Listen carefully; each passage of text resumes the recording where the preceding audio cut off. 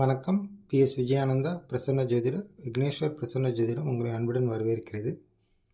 எல்லாம் வல்ல விஜய மகா கணபதி பிரபஞ்சத்தையும் சகல ஜீவராசிகளையும் காக்கட்டும். நல்லோர்கள் மென்மேற்று வாழ்வாங்கு வாழ ஆசீர்வதித்து வழி நடத்தட்டும். சகல குருமார்கள் பொற்பாதம் பணிந்து வணங்குகின்றேன். சகல குருமார்களின் அனுகிரகமும் அருளாசியும் நல்வழி நடத்தலும் எல்லா காலமும் எல்லா சூழ்நிலையும் முழுமையாக கிடைக்கட்டும். இப்போ இந்த பதிவில் நம்ம பார்க்க போகிறது சித்திரை நட்சத்திரத்துக்கான வழிபாட்டு திருத்தலம், வழிபாட்டு முறைகள். சித்திரை நட்சத்திர தோஷ நிவாரணம், வழிபாட்டு திருத்தலம், வழிபாட்டு முறைகள். இந்த நட்சத்திரத்துக்கான வழிபாட்டு திருத்தலம் அருள்மிகு சித்திரரத வல்லப பெருமாள் திருக்கோயில். இந்த திருக்கோயில் அமைஞ்சிருக்கிறது மதுரை மாவட்டத்தில் சோழாவந்தான் வழியில் குருவித்துறை என்ற ஒரு பக்கத்தில் அமைஞ்சிருக்கு. காலையில் 7:30 மணிலேருந்து இந்த திருத்தலம் பார்த்திங்கன்னா காலையில் 7:30 மணிலேருந்து மதியம் 12 மணி வரைக்கும், அதேமாதிரி மாலையில் 3 மணிலேருந்து 6 மணி வரைக்கும் இந்த திருத்தலம் திறந்திருக்கும். இந்த திருத்தலத்துக்கு பெரியார் நகர், மதுரை பெரியார் நகர் பஸ் ஸ்டாண்ட்லேருந்து குருவித்துறைக்கு பஸ் இருக்குது. வியாழக்கிழமையும் பௌர்ணமி நாள்லேயும் நேரடியாக திருத்தலத்துக்கு கோயில் பக்கத்துக்கு ஸ்ட்ரெயிட்டாக பஸ் இருக்குது. மற்ற நாளில் குருவித்துறையில் இறங்கி பக்கத்தில் ஒரு 3 கிலோமீட்ரு போக வேண்டியிருக்கும் கோயிலுக்கு.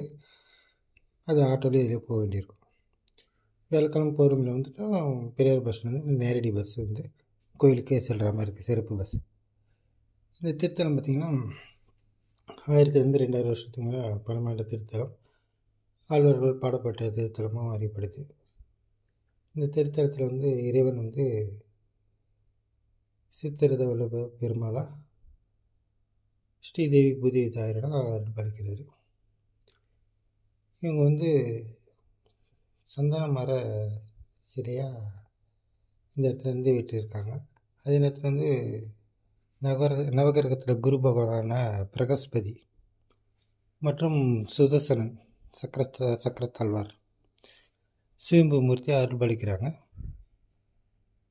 இப்போ குரு பயிற்சி பரிகாரத்துக்குன்னு நம்ம பார்த்திங்கன்னா நவகிரகத்தை குரு பகவான் பிரகஸ்பதியை நோக்கி நம்ம போகிறோம்.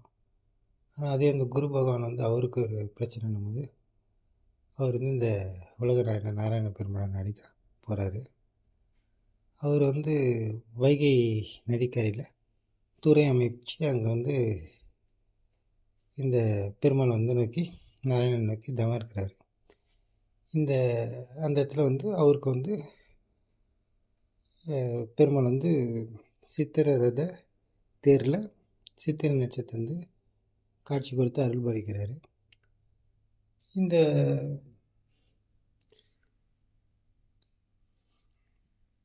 தளத்தில் பார்த்திங்கன்னா அந்த நதிக்கரையில், அதாவது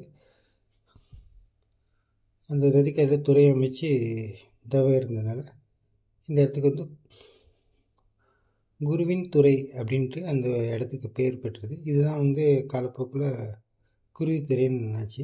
இந்த பெருமாள் குரு பகவானுக்கு சித்திரை நட்சத்திரம் அன்னைக்கு சித்திரை ரத தேரில் காட்சி கொடுத்ததுனால இந்த இடத்துல பெருமாள் சித்திரை ரத வல்லப பெருமாளை இந்த இடத்துல மரச்சிற்பமாக, சந்தன மரச்சிற்பமாக ஸ்ரீதேவி பூதேவி தாரிடம் அருள்பாலிக்கிறாரு. பிரகஸ்பதி பகவானை சுயம்பு மூர்த்தியாக சுதர்சனோட அருள்பாலிக்கிறாரு. இந்த தலத்தோட வரலாறு அப்படின்னு பார்த்திங்கன்னா அசுர குருக்கும், அதாவது அசுர குலத்துக்கும் தேவ குலத்துக்கும் தேவர்களுக்கும் யுத்தம் நடந்துகிட்டு இருக்கும்போது அசுரர்கள் நிறைய பேர் இறந்து போகிறாங்க. அப்போ அசுரகுரு சுக்கராச்சாரியர் மிருக சஞ்சீவி மந்திரத்தின் மூலமாக அசுரர்களெல்லாம் எழுப்புறாரு, உயிர்ப்பிக்கிறார் திரும்பவும். இதை பார்த்துட்டுங்க தேவர்களுக்கு அவங்களோட குருவான தேவகுருவான பிரகஸ்பதி கிட்ட, அவரோட மகன் கசன் கிட்ட அசுரகுரு சுக்கராச்சாரியர்கிட்ட போய் இந்த மிருக சஞ்சீவி மந்திரத்தை கற்றுட்டுவான்னு சொல்லி அனுப்புகிறாங்க. அந்த கசன் தன் தந்தை பிரகஸ்பதி குருபகவான்கிட்ட ஆசி வாங்கிட்டு சுக்கராச்சாரியர் அசுர லோகத்துக்கு போகிறார். போயிட்டு அசுரகுரு சுக்கராச்சாரியர்கிட்ட இந்த மந்திர உபதேசம் கேட்குறாரு. அவரும் சரின்ட்டு அவர் சீடனை ஏற்றுட்டு மந்திரம் சொல்லி கொடுத்துட்ருக்காரு. அந்த நேரத்தில் அவரோட மகள் தேவயானி இந்த கசனை வந்து ஒரு தடவை பட்சமாக காதலிச்சிட்டு இருக்காங்க. இதே நேரத்தில் இந்த அசுர குலத்தை சேர்ந்தவங்க வந்து இந்த கசன் வந்து இந்த மிருகசஞ்சன மந்திரத்தை கற்றுக்கிட்டா நமக்கு பின்னாடி ஆபத்தாக இருக்கும் அப்படின்ட்டு கசனை வந்து கொன்று எரிச்சிட்டு அந்த சாம்பலை வந்து சுக்கராச்சாரியருக்கு தெரியாமல் அவர் குடிக்கிற பானத்தில் வந்து கலந்து கொடுத்துட்றாங்க. அவரும் குடிச்சிடறாரு. சுக்கராச்சாரிய மகள் தேவயானி வந்து கசனை காணாமல் தேடிட்டு அவங்க அப்பா கிட்ட வந்து கேட்குறாங்க, கசன் காணோம், எங்கே இருக்காருன்னு பார்த்து சொல்லுங்கள் அப்படின்னு. சுக்கராச்சாரிய பெருமானும் ஞான திருஷ்டியால் பார்க்குறாரு. பார்க்கும்போது அவரோட வயிற்றில் வந்து கசன் இருக்கிறது தெரியுது. உடனே இவர் என்ன பண்ணுறாரு, மிருகசஞ்சீவி மந்திரத்தை சொல்லி அவரை உயிர்ப்பிக்கிறாரு. கசன் வந்து சுக்கராச்சாரியர் வயிற்றில் கிழிச்சிட்டு வெளியே வர்றாரு. இவர் ஒரு வயிற்றை கிழிச்சிட்டு கசன் வெளியே வந்ததுனால சுக்கராச்சாரிய பெருமான் வந்து இறந்துடுறாரு.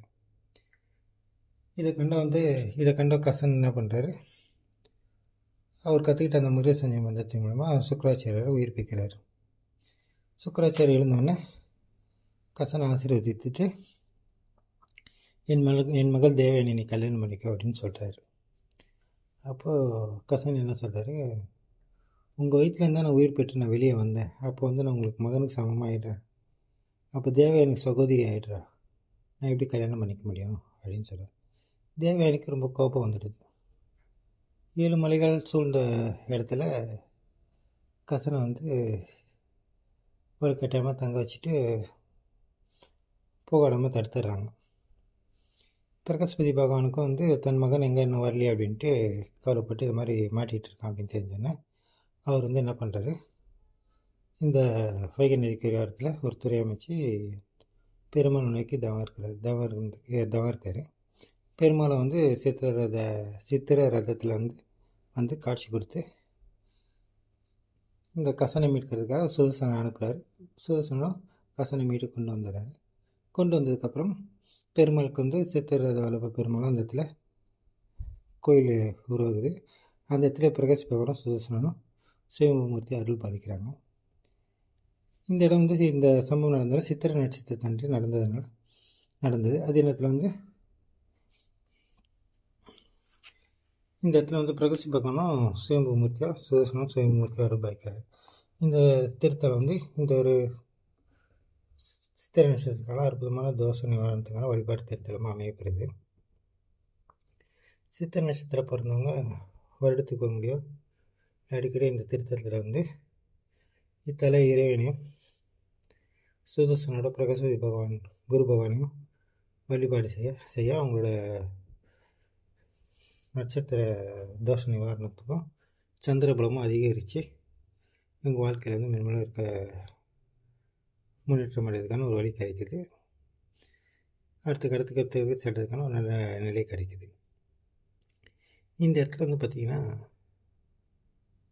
குரு பகவானுக்கு குரு பெயர்ச்சி பரிகார திருத்தலமும் அமைப்பெறுது. அதே நேரத்தில் குரு தோஷ நிவாரணத்துக்கான வழிபாட்டு திருத்தலமும் அமையப்பெறுது. இந்த இடத்துல குரு பகவான் வந்து தன் மகனை வந்து மீட்டு கொடுக்கறதுக்காக தான் பெருமாள் நோக்கி தவம் இருந்த இடம்ன்றதுனால இந்த இடத்துல வந்து குழந்தை பேருக்காக வர்றவங்களுக்கு வந்து குழந்தை பேர் வந்து கிடைக்கிறதா ஐதீகமாக இருக்குது.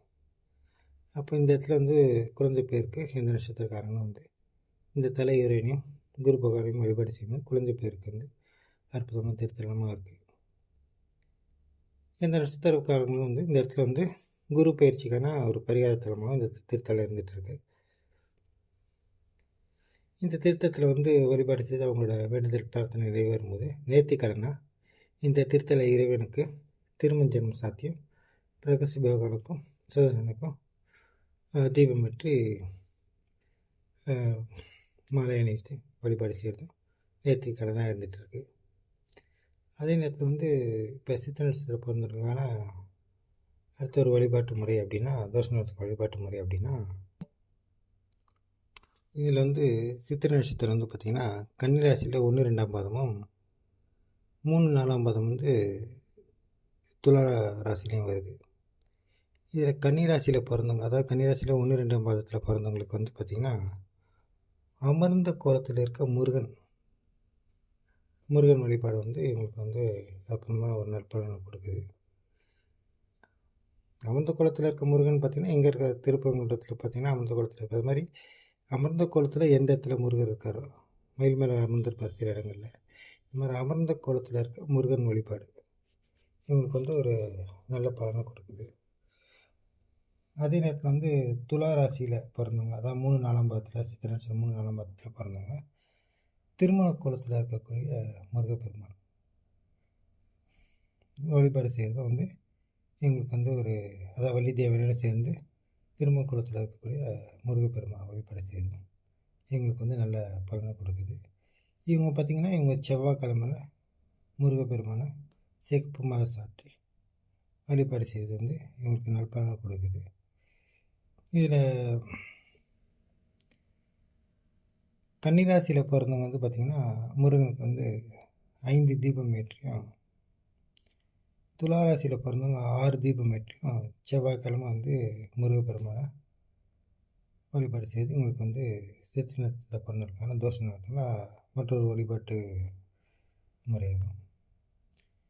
அந்த நேரத்தில் வந்து சித்திரை நட்சத்திரத்தில் பிறந்திருக்காங்க தோஷ நிவாரணத்துக்கான புற்று வழிபாடு அப்படின்னா இவங்க வந்து புற்றுக்கு வந்து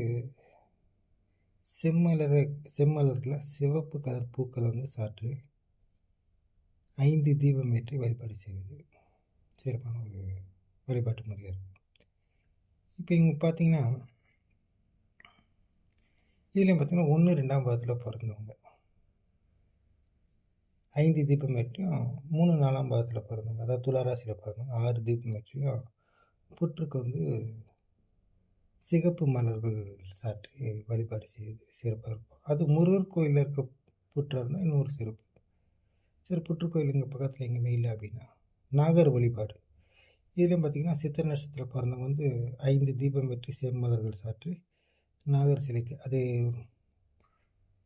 முருகர் கோயிலில் இருக்க நாகர் சிலையாக இருந்தால் ரொம்ப சிறப்பு. அப்படின்னு எந்த நாகர் சிலையாக இருந்தாலும்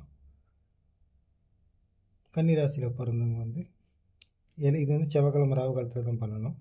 செவ்வாய்க்கிழமை ராகு காலத்தில் கன்னிராசியில் பிறந்தவங்க வந்து 5 தீபம் ஏற்றி செம்மலர் சாற்றி, துளாராசியில் பிறந்தவங்க வந்து 6 தீபம் ஏற்றி செம்மலர் சாத்தி செவ்வாய்க்கிழமை ராகு காலத்தில் அவங்க வழிபாடு செய்துட்டு வருது மற்றொரு சித்திரை நட்சத்திரத்தில் பிறந்தவங்களுக்கான தோஷ நிவாரணத்துக்கான வழிபாட்டு முறையாகும். இப்போ இந்த சொல்லிட்டு இந்த வழிபாட்டு முறை வந்து பல பேர் வந்து செய்து பயன்படைந்த ஒரு வழிபாட்டு முறை. நீங்களும் பண்ணுங்கள். உத்தோஷ நிவாரணத்துக்கான இந்த வழிபாட்டு முறையை பயன்படுத்துங்க. எல்லாம் உள்ள விஜய மகா கணபதி உங்களுக்கு சரியான வழிநடத்தட்டும். இப்போ இந்த வீடியோ வந்து உங்கள் நண்பர்களுக்கு ஷேர் பண்ணுங்கள். கண்டிப்பாக பிடிச்சிருக்கும் நம்புகிறேன். நண்பர்களுக்கு ஷேர் பண்ணுங்கள், லைக் பண்ணுங்கள், சப்ஸ்கிரைப் பண்ணுங்கள். நன்றி.